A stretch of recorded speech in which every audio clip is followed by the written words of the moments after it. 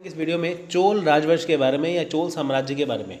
तो देखिए फ्रेंड्स, चोल जो साम्राज्य था वो 300 बीसी यानी कि 300 ईसा पूर्व से लेके वो 1219 एडी तक रहा था। ठीक है, इसका कारण क्या है? देखिए, लगभग इन्होंने 1000 साल तक राज किया था, पर लगातार नहीं किया था। इनका बीच में पतन हो गया था पांड्यों के हमला के कारण। तो जैसे हमने चेर साम्राज्य पढ़ा था ना कि पहले भी चेर साम्राज्य था, बाद में भी आया, तो ऐसे ही पहले देखिए जो चोल साम्राज्य था, ठीक है, बाद में पांड्यों के युद्ध के कारण ये खत्म हो गया था, पतन हो गया था। बाद में 9वीं शताब्दी से लेके 13वीं शताब्दी तक तो ये फिर से आए थे, यानी कि तकरीबन 800 ईस्वी से 1219 ईस्वी तक ये रहे थे।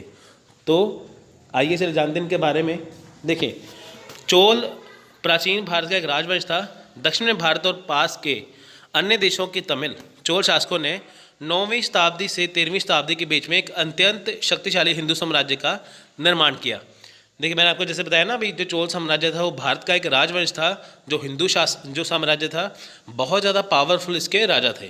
ठीक है, जब पहले की चोल की बात करें साम्राज्य की, सबसे पहली बार आया था, उसमें जो करिकाल थे, ठीक है, करिकाल थे, सबसे पावरफुल राजा थे करिकाल। बाद में देखिए जब पतन हुआ, पतन होने के बाद फिर आए विजयालय, ठीक है, 850 एडी में, जिन्होंने फिर से चोल साम्राज्य का उदय किया।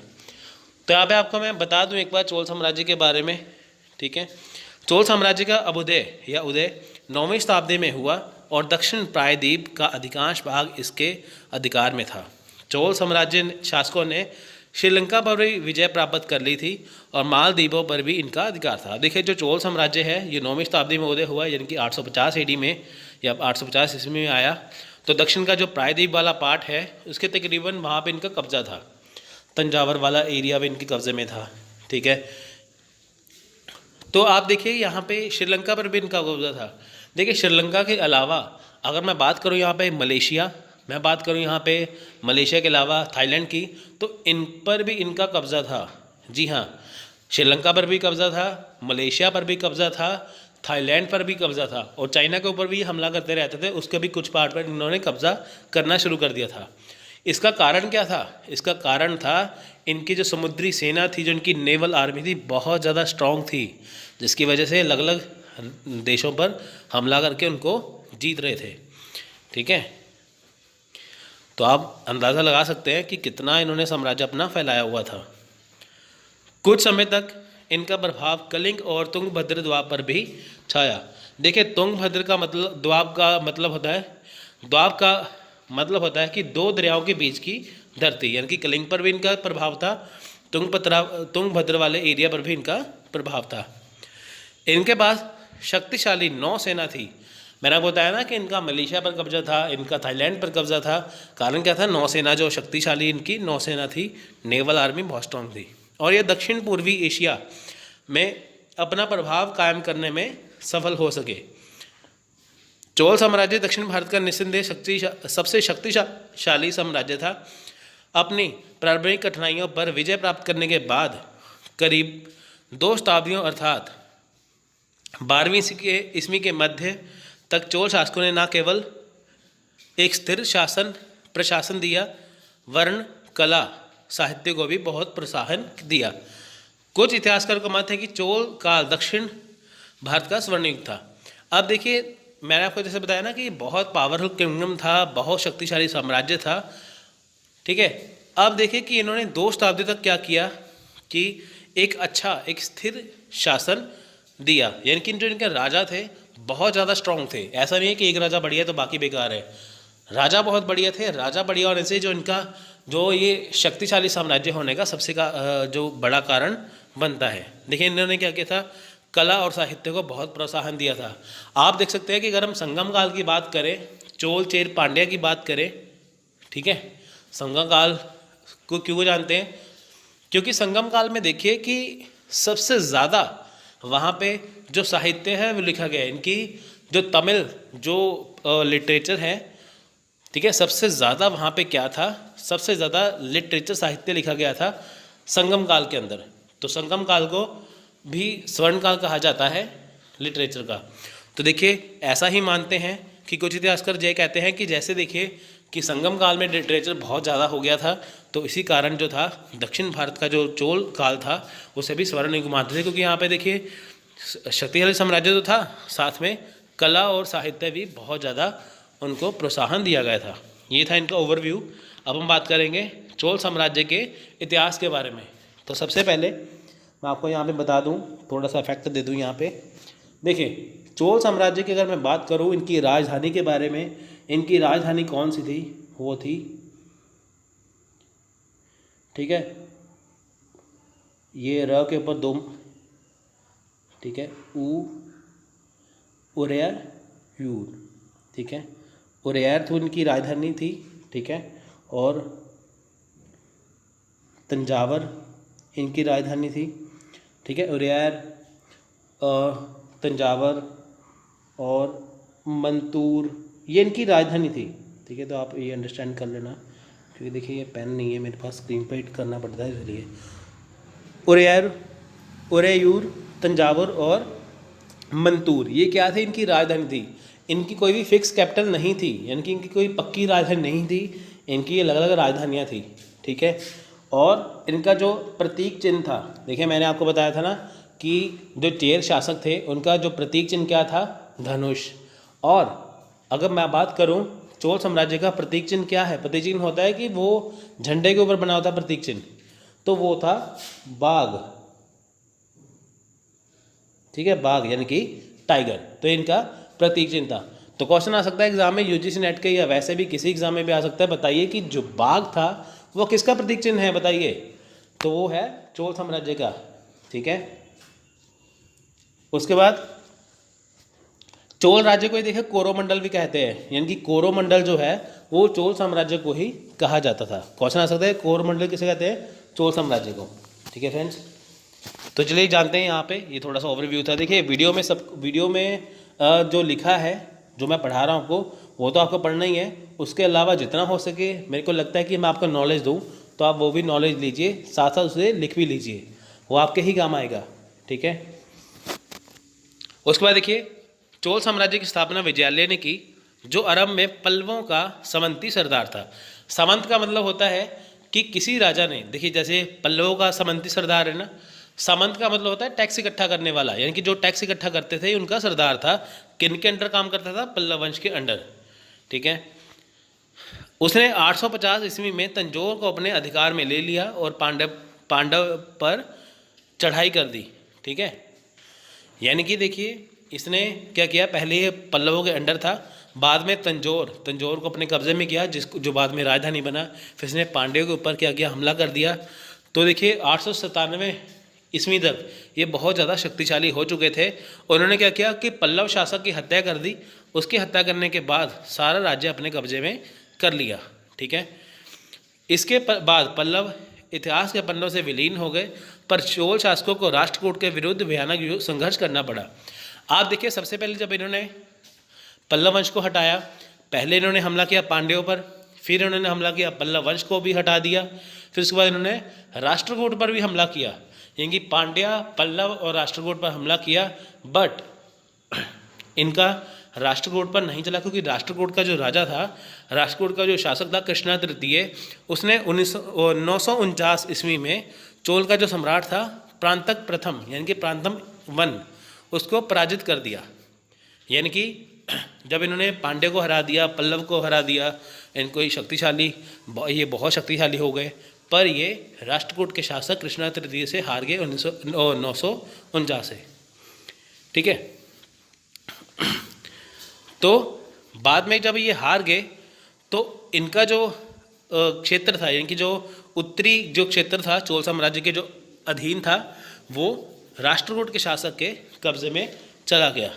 अब देखिए इससे क्या हुआ, जब ये चोल शासक हार गए तो चोल वंश को बहुत बड़ा धक्का लगा कि भाई हम पांड्यों को हरा चुके हैं, हम वो पल्लव को हरा चुके हैं, पर जो इसका जो शासक है राष्ट्रकूट, उसने इन्हें हरा दिया। अब देखिए लेकिन जब 16 साल बाद यानी कि 965 ईस्वी आई, तो जब कृष्णा तृतीय, जिसने राष्ट्रकूट का जो शासक था ना कृष्णा तृतीय, जिसने हराया था पल्लव वंश को, राजा को, जब उसकी डेथ हो जाती है कृष्णा तृतीय की, तो इसके बाद फिर देखिए ये फिर से उठ खड़े हुए, यानी कि जब राष्ट्रकूट के जो राजा है उसकी मौत हो जाती है तो ये फिर से उठ खड़े होते हैं। ठीक है फ्रेंड्स। तो फ्रेंड्स देखिए, अब हम बात करेंगे राजवंश के, ठीक है, यानी कि चोल राजवंश के शासकों की सूची के बारे में कि कौन कौन से थे। देखिए मैंने आपको जैसे बताया कि ये 300 BC से लेकर 1219 तक तकरीबन रहे थे, लगभग 1000 साल तक रहे थे। ये 2 पार्ट में पढ़े थे हमने, ठीक है, एक पहले वाले एक बाद में वाले। यानी कि चोल वंश की जो स्थापना थी वो विजयालय ने की थी, लेकिन उससे पहले अगर मैं संगम काल की बात करूं, संगम काल के टाइम पे जब हम चोल चेर पांड्या की बात करते हैं, मैं अगर संगम काल की बात करूं तो उस समय जो चोल वंश जो था वो शुरू किया था इलैयनजेत चेनी ने। ठीक है, इलैयनजेत चेनी ने ही शुरू किया था संगम काल के दौरान चोल राजवंश, फिर बाद में विजयालय ने इसकी शुरुआत की थी। ठीक है, तो देखिए इलैयनजेत चेनी जो थे वो संगम काल के दौरान थे चोल वंश के राजा। बाद में उनके बेटे आए करिकाल। करिकाल जो थे वो बहुत ज़्यादा इंपॉर्टेंट शासक हैं करिकाल। मैं अगर आपको चोल वंश के बारे में बात करूं, संगम काल के बारे में, संगम काल के बारे में बात करूं तो यहाँ पे करिकाल के बारे में पढ़ेंगे। करिकाल चोल वंश का सबसे महत्वपूर्ण राजा है। अगर क्वेश्चन आपको आए तो आपको करिकाल से ही आएगा तकरीबन, ठीक है, क्योंकि बहुत ज़्यादा इंपॉर्टेंट है। करिकाल देखिए चोल वंश का राजा था। ऐसा माना जाता है कि श्रीलंका से 12,000 गुलाम को ये बंदी बना के भारत में लाए थे करिकाल। आप देखिए 12,000 सैनिकों को बंदी बनाकर यहाँ पे लाना, तो कितना वो महान शासक होगा। जो कावेरी नदी के किनारे, यानी कि जो कावेरी नदी है उसके किनारे जो 160 किलोमीटर 160 किलोमीटर का जो बांध है, जो पुल बना हुआ है, वो भी इसने बनाया था करिकाल ने। इनकी पहली बात तो ये वहाँ से बंदी बना के ले आए। दूसरी बात, जो कावेरी नदी के किनारे जो 160 किलोमीटर जो लंबा बांध बना हुआ है वो भी करिकाल ने बनाया। ठीक है, तो उसके बाद देखिए करिकाल की मैं बात कर रहा हूँ यहाँ पे, ठीक है, इनकी तो जो कावेरी पट्टनम है, जिसे देखिए पुहार बंदरगाह भी कहते हैं, यानी कि जो पुहार बंदरगाह है जिसे कावेरी पट्टनम भी कहते हैं, इसका निर्माण भी किसने कराया था? करिकाल ने कराया था। क्वेश्चन एग्जाम में आ सकता है, बताइए कि कावेरी पट्टनम का निर्माण किसने करवाया? करिकाल ने। ठीक है, करिकाल सबसे महत्वपूर्ण राजा है चोल साम्राज्य का। ठीक है, बाद में राजा भी आए पर वो इतने महान नहीं थे जितने करिकाल थे। वैसे अगर आपको क्वेश्चन आए एग्जाम में, बताइए कि चोल साम्राज्य की जो शुरुआत है वो किसने की? वो विजयालय ने ही की थी, क्योंकि उसके बाद देखिए जो राजा थे वो कंटिन्यू आते रहे। ठीक है, लगातार आते रहे। उसके बाद देखिए विजयालय जिन्होंने चोल साम्राज्य की शुरुआत की है 850 से 875 तक ये रहे। फिर आदित्य, ठीक है, उसके बाद देखिए प्रांतक प्रथम जो हार गए थे राष्ट्रकूट के राजा कृष्ण तृतीय से, प्रांतक द्वितीय, ये साथ में इनके देखिए जो शासनकाल लिखा है आप इसे देख लेना। राजा राज प्रथम, राजेंद्र प्रथम, राजाधिराज, राजेंद्र द्वितीय, वीर राजेंद्र, अधिराजेंद्र, कुलुतुंग प्रथम, विक्रम चोल, कुलुतुंग द्वितीय। देखिए यहाँ पे लिखा है ना द्वितीय तृतीय, ये क्यों लिखते हैं?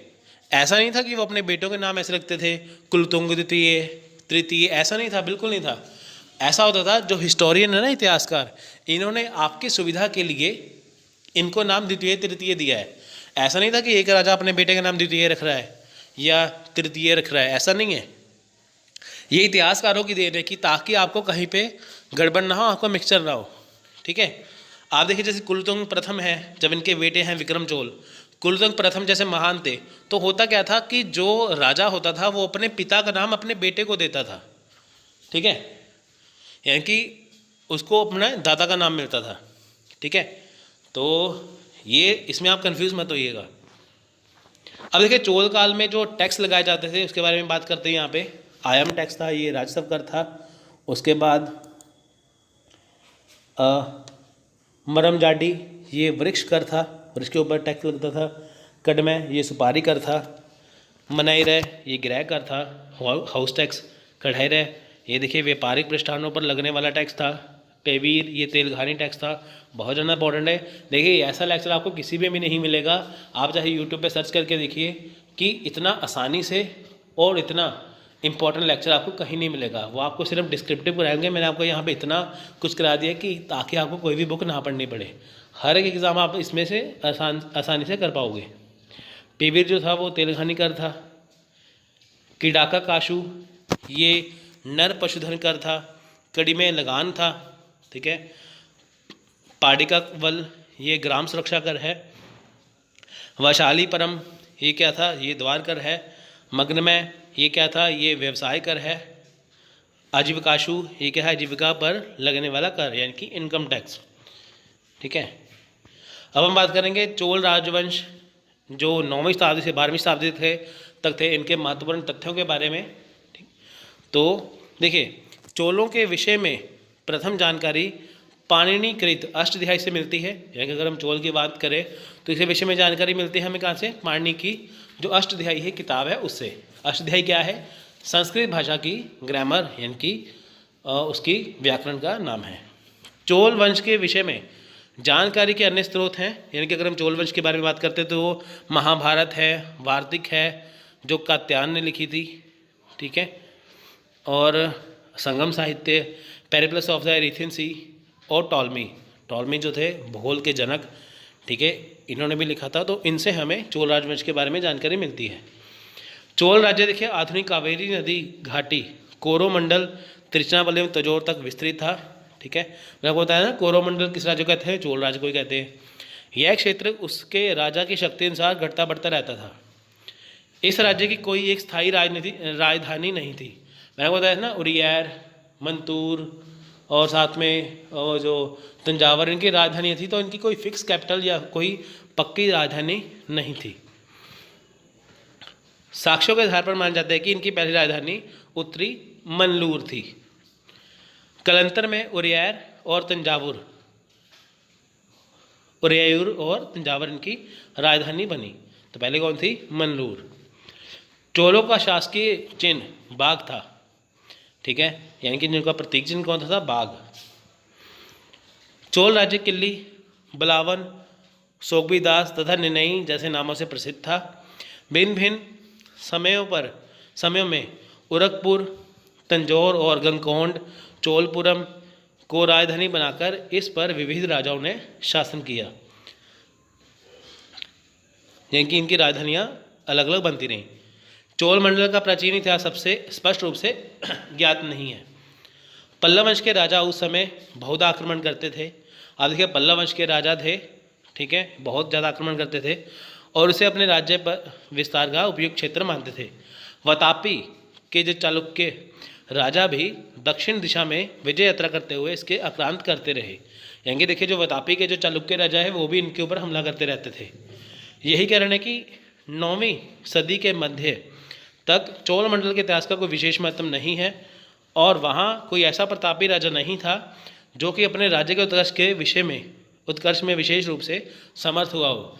मैंने आपको बताया था ना कि 9वीं शताब्दी के मध्य में देखिए कि यहाँ पे कोई ऐसा राज्य नहीं है विजयालय के बाद कि जिसने बहुत ज़्यादा बढ़ाया हो आगे इसे। इसके जो शासक थे सारे ही महान थे, पर जैसे करिकाल के पहले मैंने आपको बारे में बताया ऐसा महान कोई भी नहीं हुआ इसमें, ठीक है फ्रेंड्स। वो वाले चोल हैं जो बाद में आए थे 9वीं शताब्दी से 9वीं सदी से 12वीं सदी तक, यानी कि 9th सेंचुरी AD से 12th सेंचुरी AD तक।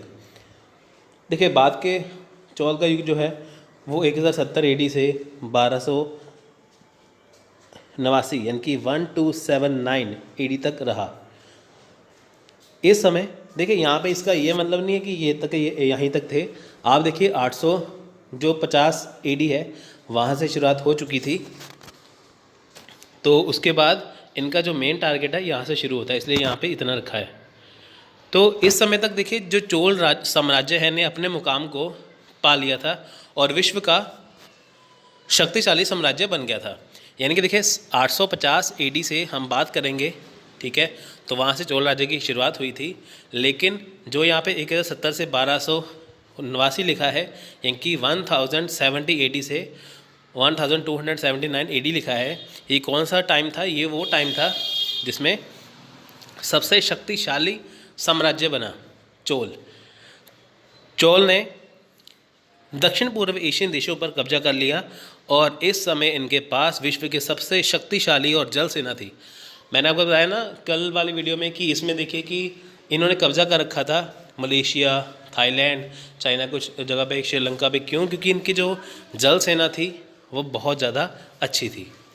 चोल राज्य का पतन, देखिए चोल राज्य का पतन, आपको पता है कि दुनिया में कोई भी जितनी मर्जी ताकतवर हो, हर एक का पतन तो होता ही है। ठीक है, चोल राज्य में संकट आने के बाद वीरा राजेंद्र चोला का 1070 एडी में देहांत हो गया, यानी कि 1070 ईस्वी में देहांत हो गया। आगे विक्रमादित्य 6 उसके बेटे ने स्मरणीय प्रतिष्ठा हासिल की और जल्द ही चोल साम्राज्य का उत्तरदायित्व संभालना शुरू कर दिया, यानी कि आगे विक्रमादित्य आए। जब वीरा राजेंद्र का स्वर्गवास हुआ था तब चोल साम्राज्य में एक विद्रोह था।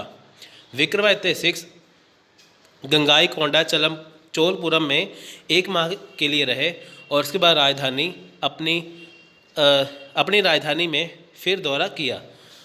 गंगाई कोंडा चलम चोलपुरम में उन्होंने अथि राजेंद्र को नया राजा बनाया, यानी कि देखिए इनके बाद कौन से नए राजा बने, अथि राजेंद्र। दूसरी तरफ कुछ ही महीनों में अथि राजेंद्र एक नए विद्रोह में झोंके में फंस गए। जब अथि राजेंद्र की मृत्यु हो गई तब राजेंद्र चोल ने राजगद्दी को हथिया लिया। यह चोल राजाओं के आरंभ की एक नई लकीर थी जिसके बाद के चोलाओं के तौर पर जाना गया। यानी कि देखिए जब राजेंद्र चोल आए थे, ठीक है, तो उसके बाद क्या था, एक नए तरीके के चोल राज्य का उदय हुआ है तो वही था पर अलग तरीके से हुआ। देखिए अब हम चोल राजाओं के बारे में पढ़ेंगे।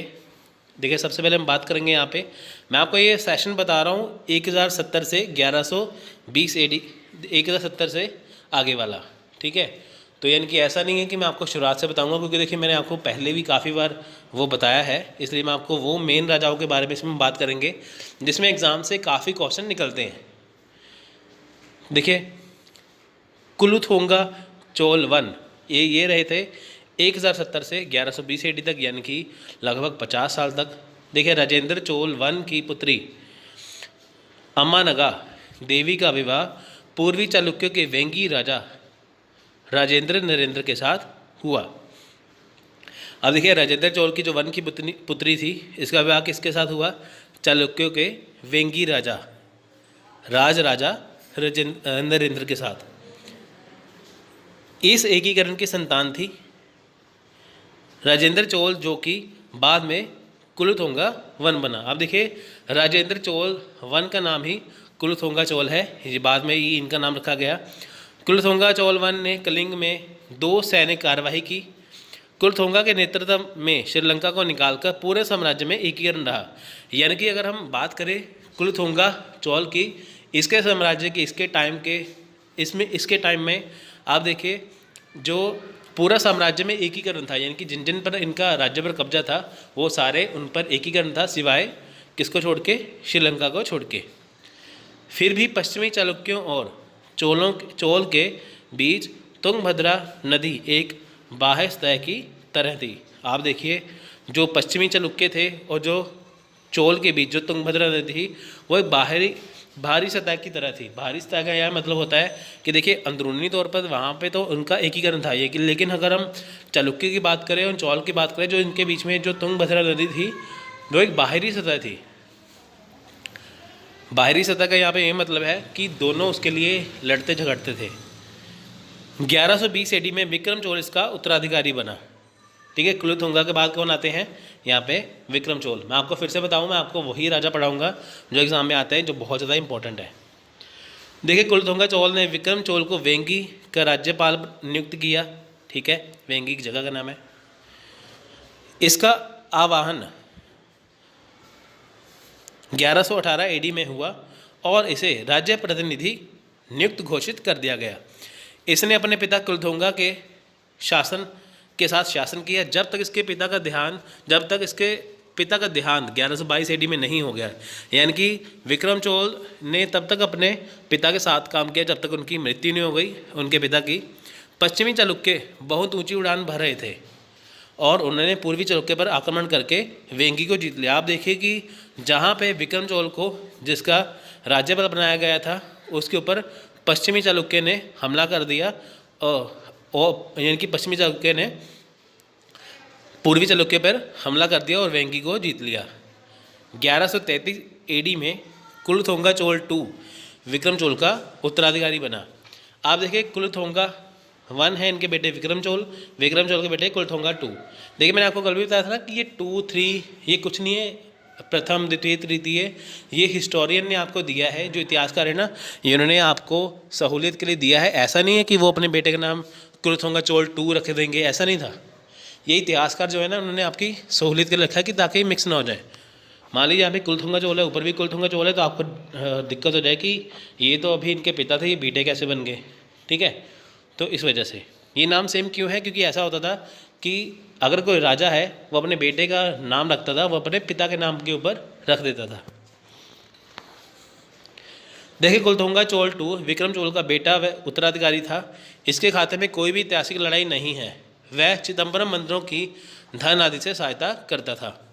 1150 ईडी में राजा राज चोल 2 इसका उत्तराधिकारी बना। अब देखिए कुलोथोंगा जो तृतीय है, इसने राजा राज चोल को अपना वारिस 1146 में एडी में बनाया। उसका पूरा नियंत्रण कलिंग, वेंगी, चेरा, पांड्य आदि क्षेत्रों पर था। यानी कि देखिए राजा राज जो चोल 2 थे, इनका पूरा नियंत्रण कहाँ पे था? कलिंग के ऊपर, वेंगी के ऊपर, चेरा के ऊपर और पांड्य आदि क्षेत्रों पर था। और इसने श्रीलंका को भी हमला किया, यानी कि वहाँ पर भी हमला किया। परंतु इसके प्रभुत्व के अंतिम सालों में इसके साम्राज्य जो पहले पांड्य का क्षेत्र था ने राजनीतिक शांति देखी। यानी कि देखिए जब ये हमला करते थे वहाँ पे क्या था कि वो पहले पांड्यों का क्षेत्र था, फिर इन्होंने हमला कर दिया, तो वहाँ पे क्या है? राजनीतिक अशांति है। राजनीतिक अशांति इसका ये मतलब है कि यहाँ पे कोई भी स्टेबल गवर्नमेंट नहीं है, कभी कोई हमला कर रहा है, कभी कोई कर रहा है। उसके गुजर जाने से पहले उसने राजा अधिराज चोल 2 को 1163 में अपना वारिस बना दिया। यानी कि कुलोथोंगा चोल जो है, इन्होंने 1163 में क्या किया? अपना वारिस इन्हें बना दिया। राजा राज चोल 2 ने 1163 में राजा धीराज चोल 2 को अपना वारिस बनाया। यानी कि राजा राज चोल 2 के बाद कौन आते हैं? राजा धीराज चोल 2 आते हैं। इसका उत्तराधिकारी देखिए राजा धीराज चोल 2 बना। अब इसके बारे में पढ़ेंगे यहाँ पे। इनका कार्यकाल है 1166 एडी से 1178 एडी तक। राजा धीराज चोल 2 राजा राज चोल 2 का उत्तराधिकारी बना। इसके शासनकाल में चोल राज्यों को आगे के दोषों के लिए जाना जाता है। यानी कि देखिए जो इनका शासनकाल था, इसके बाद क्या बहुत सारी खामियां देखने को मिली, बहुत सारे दोष देखने को मिले चोल राज्य में। देखिए पहले चोल राज्य इतना महान शासन करते थे, तो इसके बाद में कुछ कमियां आने लगी, जिसमें पांड्यों के बीच आम जागीरदारों का आधिपत्य था। पांड्यों के बीच राजनीतिक युद्ध हो गया, जिसमें चोलाओं के दखलंदाजी व देखरेख की आवश्यकता पड़ी। आप देखिए जो पांडे हैं उनमें क्या था? राजनीतिक युद्ध शुरू हो गया। राजनीतिक युद्ध शुरू हो गया तो इसमें क्या है? इसमें क्या हुआ? जो चोल राजा थे इन्होंने अपनी दखलंदाजी देनी शुरू कर दी, परंतु पांड्या को प्रसिद्धि मिलनी शुरू हो गई और केंद्र चोल राज धीरे धीरे कमज़ोर पड़ने लगे। आप देखिए पांड्यों में चाहे राजनीतिक वहाँ पे राजनीतिक तौर पर युद्ध छिड़ गया, आपसी उनमें बैर हो गया था, लेकिन पांड्य जो थे वो धीरे धीरे उभर के सामने आने लग गए, जिससे है इनका पतन होना शुरू हो गया। 1178 एडी में कुलोथोंगा चोल 2 राजा राज चोल का उत्तराधिकारी बना। कुलोथोंगा तृतीय है ये, ठीक है, कुलोथोंगा चोल तृतीय है, क्योंकि 2 तो ऊपर आ चुके हैं यहाँ पे, ठीक है, ये तृतीय है यहाँ पे। ये बनते 1178 से 1218 एडी तक। देखिए कुलोथोंगा चोल तृतीय वेनाद के चेराओं, मदुरा में पांड्य और श्रीलंका के सिंहला राजाओं में मैसूर के होयसलाओं को बंदी बनाने में सक्षम हुए। यानी कि जो कुलोथोंगा चोल 3 थे, ये चेराओं, पांड्यों, जो वेनाद के चेरा है, जो पांड्या हैं, और जो श्रीलंका के सियाल है, इनको क्या था? और मैसूर के होयसलाओं को इन्होंने बंदी बना लिया। यानी कि जो इनके दुश्मन थे, इन्होंने उनको बंदी बना लिया कि ताकि अपना आधिपत्य जो है वो स्थापित किया जा सके। सदी ने घुमाव लिया और चोल साम्राज्य के दस्ता युक्त राजा जतवर्मन कुलशेखरन I ने चोलाओं के विरुद्ध विद्रोह किया। आप देखिए, यानी कि सदी ने घुमाव का मतलब ये है कि जो पहले चला आ रहा था उसमें थोड़ा सा बदलाव हो गया, ठीक है। दस्ता युक्त जो राजा थे उन्होंने विद्रोह कर दिया, यानी कि जो इनके अंडर थे राजा, उन्होंने इनके खिलाफ ही वो था विद्रोह कर दिया आपसी, और साल 1290 में मदरा राजगद्दी पर जीत हासिल की। चोलाओं ने उस पर आक्रमण किया और मदुरै को हथिया लिया। यानी कि जिसने देखे यहाँ पे विद्रोह किया था इनके विरुद्ध, ठीक है, उन्होंने पहले क्या किया, मदुरै को अपने कब्जे में लिया। उसके बाद क्या किया, फिर चोलाओं ने मदुरै को फिर से अपने अंडर कर लिया, उसको फिर से हथिया लिया। जतवर्मन कुलशेखरन वन ने अपनी पत्नी व बेटे के साथ चोल राजा कुलथुंगा के सामने हथियार डाल दिए और आत्मसमर्पण के बाद अपनी राजधानी द्वारा गया। यानी कि जतवर्मन ने फिर क्या किया, अपनी हार मान ली और वापस से अपनी राजधानी में चला गया। यानी कि पहले विद्रोह किया, फिर किसी राज्य पर कब्जा किया, फिर जो चोलाओं ने उसको फिर से अपने अंदर कर लिया तो उसने माफ़ी मांग के अपने राज्य में वापस चला गया। परंतु इसके दौरान मदुरै में पहले पांड्या का राज्याभिषेक भवन नष्ट हो गया और इसमें तमाम दस्तावेज भी नष्ट हो गए जिसमें पांड्या की पहले की कुछ जानकारी मिलती थी। यानी कि देखिए ये मंजर ऐसा था कि जब यहाँ पे लिखा था कि पहले पांड्या जो राजा थे उसका राज्याभिषेक जो भवन था वो नष्ट हो गया और सभी दस्तावेज जो थे वो नष्ट हो गए कि जो पांड्या की पहली की कुछ जानकारी थी। तो फ्रेंड्स ऐसा होता है कई बार कि देखिए मान लीजिए किसी जगह पे के ऊपर किसी का राज्य है, तो जब नया राजा आता है वो उसके दस्तावेज नष्ट करवा देता है कि ताकि अगर इतिहास लिखा जाए उनका इतिहास लिखा ही ना जाए, सिर्फ उनका इतिहास लिखा जाए जिनका इस टाइम पर कब्जा है उस पर। अब जैसे देखिए चोल ने क्या पता खुद इसको नष्ट करवाया हो कि ताकि पांड्य के बारे में कोई जान ना सके और चोल राजाओं के बारे में ही लोग जाने। इस हमले का बदला लेने के लिए कुलशेखरन के छोटे भाई मारवर्मन सुंदरा पांड्या जो 1216 एडी में शासन में आया ने चोल राज्य पर आक्रमण किया। आप देखें मैंने आपको बताया ना पहले ही, चोल चेर पांड्या आपस में लड़ते रहते थे, ठीक है। चेर चोल का दुश्मन था, चोल पांड्या का दुश्मन था। अब चोल पांड्या के आपस में लड़ाई हो रही है। जो जतवर्मन था जो अपनी राजधानी वापस लगा तो उसका छोटा भाई जब राजा बना उसने क्या किया, ठीक है, उसने हमला कर दिया चोल राजा पर।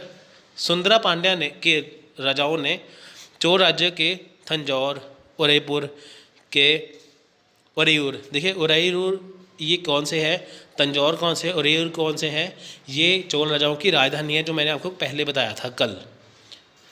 आक्रमण कर लिया और शहरों पर कब्जा कर लिया और चोल राजाओं को देश से निकाल दिया। उसकी सेना ने चिदम्बरम तक की पद यात्रा की और उसकी विजय की याद में चिदम्बरम मंदिर से में तुलाभारम किया और उसके वजन के बराबर धन का दान दिया। आप देखिए चिदम्बरम मंदिर में जैसे चोल राजाओं का हक होता था, फिर उन्होंने वहाँ तक पैदल यात्रा की तो अपना वज़न करवाया, तो जितना इनका वज़न था उसके हिसाब से इन्होंने फिर धन को बांट दिया। परंतु चोलाओं के ऊपर सुंदर पांड्या की विजय के लिए होयसला सेना ने सारी रंगापट्टम की और पद यात्रा की, ठीक है। रंगापट्टम या रंगपट्टनम एक ही बात है। होयसला राजा वीरा बालला तृतीय के दखल के बाद चोल राजा को लौटा दिया, परंतु अब चोलाओं ने सुंदर पांड्या का आधिपत्य स्वीकार कर लिया। आप देखिए कि जब सुंदर पांड्या ने चोलाओं के ऊपर हमला किया तो पहले तो उनको बाहर निकाल दिया चोलाओं को, यानी कि जब उनको फिर से उनका चोलाओं को शासन दिया गया तो फिर चोलों ने अपने ऊपर पांड्यों का जो सुंदर पांड्या का शासन था वो अपने ऊपर उन्होंने स्वीकार कर लिया, यानी कि वह उनके हाथों की कठपुतली बन के रह गए। यह द्वितीय पांड्या साम्राज्य का पुनर्जागरण और शक्तिशाली चोल सत्ता का पतन था। आप देखिए कि पहले जब चोल राजा इतना वहाँ पे हमला करते थे, इतना कब्जे में कर रखा था, अब जब पांड्या ने इनके ऊपर कब्जा किया तो फिर वो उन्होंने उसका आधिपत्य स्वीकार कर लिया। तो इनकी यहाँ पे चोल जो साम्राज्य है वो ख़त्म हो रहा है धीरे धीरे, तो पांड्या राज जो है वो अस्तित्व में आ रहा है। नेक्स्ट बनते हैं राजा राज चोल तृतीय। ये 1216 से 1256 एडी के बीच में बनते हैं। जुलाई 1216 में जब राजा राज चोल तृतीय की सत्ता आई और पूर्व चोलाओं की सेना की तुलना में चोल राज्य एक संक्षिप्त प्रांत था। यानी कि देखिए जब 1216 में जब राजा राज चोल जब तृतीय आए तब क्या था, तब जो पूर्व की जो चोल सेना थी, ठीक है, वो क्या था, एक संक्षिप्त इनकी छोटा प्रांत था वो। पांड्या का दक्षिण और वेंगी में अहम नियंत्रण था। यानी कि देखिए कि आप देखिए कि पहले जहाँ पे कब्जा था चोल राजाओं का, अब वहाँ पे कब्जा किसका है? पांड्यों का। ठीक है फ्रेंड्स, तो वहाँ पे देखिए पांड्यों का कब्जा हो गया। तो जो चोल राजा है उनके पास सिर्फ थोड़ी सी ही जगह रह गई। पांड्यों की सेना ने चोल राजधानी में प्रवेश कर लिया और राजा राज चोल 3 भाग गए। आप देखिए जो पांड्य ने क्या किया, जो चोल राजधानी है वहाँ पे भी कब्जा कर लिया। यानी कि जो इनका जो थोड़ा सा क्षेत्र रह गया था उसके ऊपर भी अब कब्जा किसका है? पांड्यों का कब्जा हो गया। तो धीरे धीरे देख सकते हैं आप कि यहाँ पे चोल जो है वो उनका पतन हो रहा है और पांड्या जहाँ पे आ रहे हैं। उन्हें सेंधमंगलम में कैद कर लिया गया। होयसाला के राजा नरसिंहा ने दखल डाला और तभी चोल राजा को रिहा कर दिया गया। आप देखिए होयसाला के राजा ने जब देखिए पांड्यों ने चोल राजा को कैद किया तो होयसाला के राजा नरसिंहा ने दखल दिया, तो चोल राजा को उनको रिहा करना पड़ा। क्योंकि देखिए ऐसा होता है कि दखलंदाजी दूसरा देश करता ही है। राजा राज चोल 3 ने अपने बेटे राजेंद्र चोल को 1246 एडी में वारिस बनाया। यानी कि देखिए जो राजा है वो अपने बेटे को ही वारिस बनाएगा आगे जाके। 1200, ठीक है, राजा राज चोल 3 1246 से 1280 एडी तक रहे।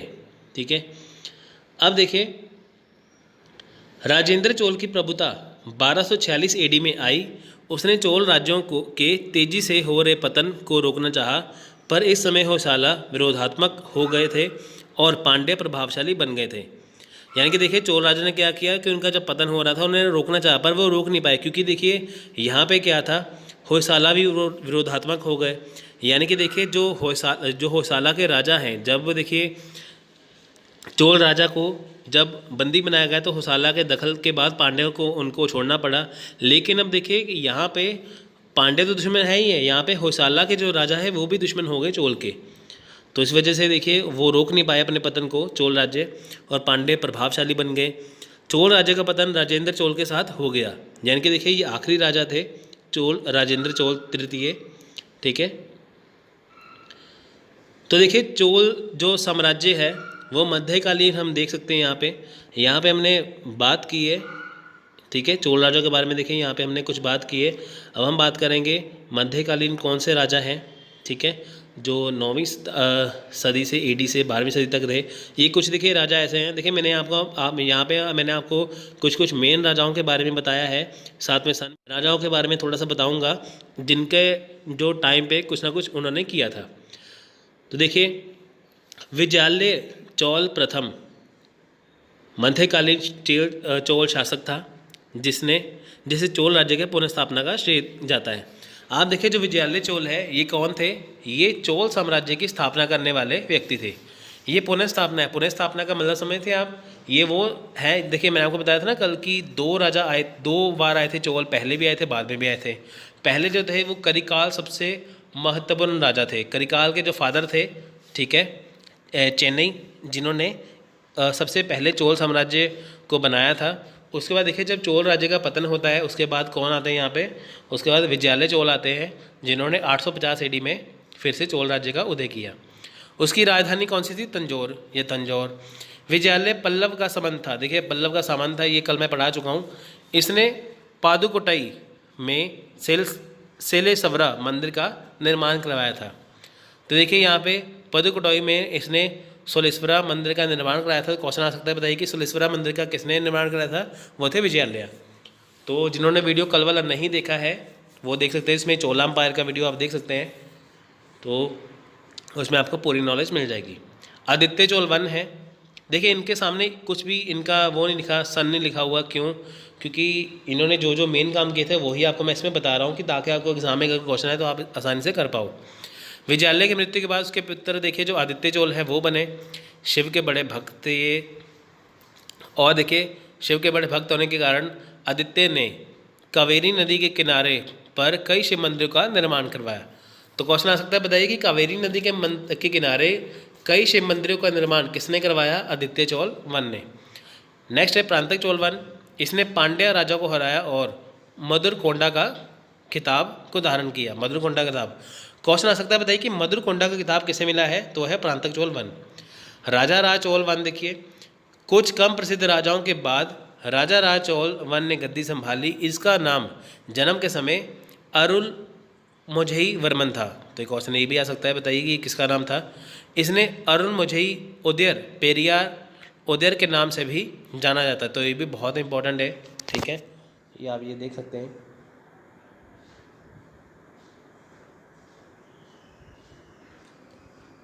ठीक है, ये जो नाम है ये बहुत ज़्यादा इम्पोर्टेंट है।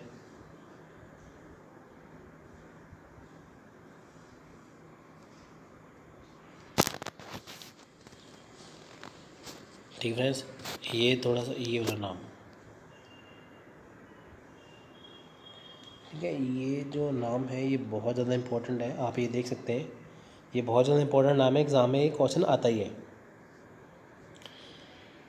इसके समय चोल राज्य ने पूरा तमिलनाडु, कर्नाटक, उड़ीसा के भाग और आंध्र प्रदेश, पूर्ण केरल और श्रीलंका को जीत लिया। राजा राज चोल वन ने तंजौर में राजेश्वर मंदिर का निर्माण करवाया। तो क्वेश्चन आ सकता है, बताइए कि राजेश्वर मंदिर का निर्माण किसने करवाया। अब यूनेस्को की विश्व धरोहर है, तो क्वेश्चन आ सकता है, बताइए कि यूनेस्को की जो विश्व धरोहर है राजेश्वरम मंदिर, ठीक है, वो उसका निर्माण किसने करवाया था, राजा राज चोल एक ने या वन ने। यह मंदिर पेरुवड़ियार कोविल या बृहदीश्वर मंदिर के नाम से भी जाना जाता है। नेक्स्ट है राजेंद्र चोल वन। देखिए, राजा राज चोल वन के बाद 1014 एडी में इसका बेटा राजेंद्र चोल वन इसका उत्तराधिकारी बना और 1044 तक शासन किया। वह राजा राज चोल वन से भी ज़्यादा महत्वाकांक्षी था। यानी कि इससे पहले हम किसके राजा की बात करते हैं, राजा राज चोल वन से, तो पहले इन्होंने इतना कुछ खास नहीं किया। राजा राज चोल वन से मेन काम हो रहे हैं। तो राजा इंद्र चोल जो वन है ये भी अपने पिता की तरफ बहुत ज़्यादा महत्वाकांक्षी थे, उनसे ज़्यादा ही थे। इनके द्वारा देखिए कुछ मुख्य आक्रमण किए गए हैं, कुछ इन्होंने विजय प्राप्त किए जो निम्नलिखित है। राजेंद्र चोल वन ने पूर्ण श्रीलंका को जीत लिया और उसके राजा को 12 साल तक बंदी बना के रखा। पश्चिमी चालुक्य के सम्राट को मस्की के युद्ध में हराने के बाद पूर्वी चालुक्य को जबरदस्ती आत्मसमर्पण करने के लिए विवश कर दिया। देखिए, पहले इसने पश्चिमी चालुक्य को हराया, फिर इसने पूर्वी चालुक्य जो थे उसको जबरदस्ती आत्मसमर्पण करने के लिए विवश कर दिया। देखिए, दोनों ही दुश्मन थे इनके। राजेंद्र चोल वन की सेनाओं ने कलिंग, पाल और गंगाओं पर विजय प्राप्त की और इस कारण